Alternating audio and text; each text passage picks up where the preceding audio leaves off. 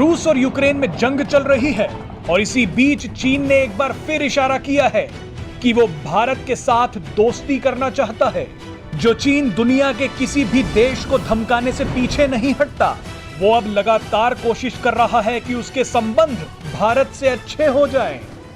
दरअसल चीन के विदेश मंत्री वांग यी ने कहा है कि पिछले कुछ सालों में भारत और चीन के रिश्तों में कुछ मुश्किलें आई हैं। ये मुश्किलें दोनों देशों और उनके लोगों के हित में नहीं हैं। उन्होंने कहा कि भारत और चीन को विरोधियों की जगह साझेदार होना चाहिए।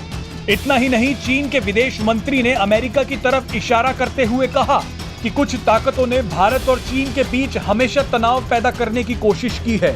आपको बता दें कि चीन के विदेश मंत्री का ये बयान भारत के विदेश मंत्री एस जयशंकर के उस बयान के बाद आया है जिसमें उन्होंने कहा था कि एलएसी पर सैन्य बलों को नहीं भेजने के समझौते का चीन ने उल्लंघन किया है, जिसकी वजह से चीन के साथ भारत का रिश्ता बहुत मुश्किल दौर से गुजर रहा है।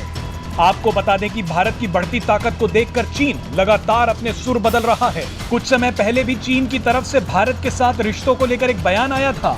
उस बयान में भी चीन के विदेश मंत्री ने कहा था कि अगर भारत चाहे तो हिमालय भी हमारी दोस्ती को नहीं रोक सकता।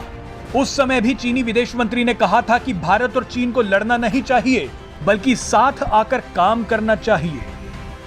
बहरहाल चीन के विदेश मंत्री के इस बयान के बाद विदेश मामलों के जानकार इसके अलग अलग मायने निकाल रहे हैं। कुछ का मानना है कि इतनी जल्दी चीन पर भरोसा नहीं किया जा सकता, क्योंकि सीमा पर जारी गतिरोध पर चीन का रवैया कभी भी सकारात्मक नहीं रहा। हालांकि कुछ जानकारों का यह भी मानना है कि भारत की बढ़ती ताकत को देख चीन अपने रुख में धीरे धीरे बदलाव लाता जा रहा है, क्योंकि चीन को पता है कि अगर कोई देश उसे चुनौती दे सकता है तो वो भारत है। Presenting B News app, available on Google Play and App Store. Download it now.